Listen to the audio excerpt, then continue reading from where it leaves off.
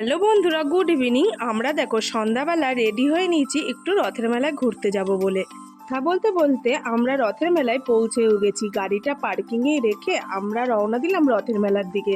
তো দেখো, মেলায় ঢুকতে না ঢুকতে দেখি প্রচুর পরিমাণে ভিড়। আমরা ভিড় কাটিয়ে সবার প্রথমে ঠাকুরের কাছে একটু প্রণামটা সেরে নিলাম।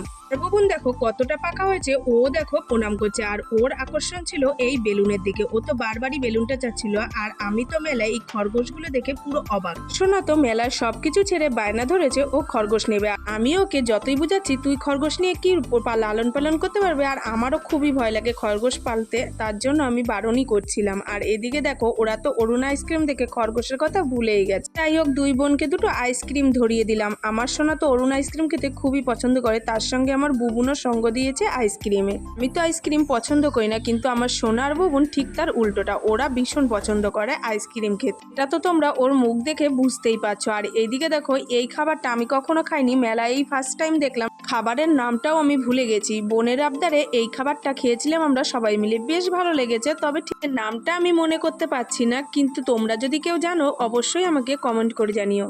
তারপর মেয়েদের চোখ যেখানে আটকায় কানের দুল, কানের দুলগুলো কিন্তু বেশ সুন্দর ছিল, তবে আমরা সেরকম ভাবে কানের দুল কিনিনি। আমরা কয়েকটা ক্লিপ কিনে আর বৌবুনার সোনাকে কটা খেলনা কিনে দিয়ে বাড়ির দিকে রওনা দিয়ে আমরা টুকটাক কিছু কেনাকাটা করে খাবারগুলো প্রায় সবকিছু টেস্ট করে বাড়ির দিকে রওনা দিয়েছিলাম। তো আমরা দেখো বাড়িতে চলে এসেছি, আর বুবুন ওই বলটা নিয়ে খেলা করছে। তো আজকের ভিডিও এইটুকু, দেখা হচ্ছে নতুন ভিডিওতে, টাটা।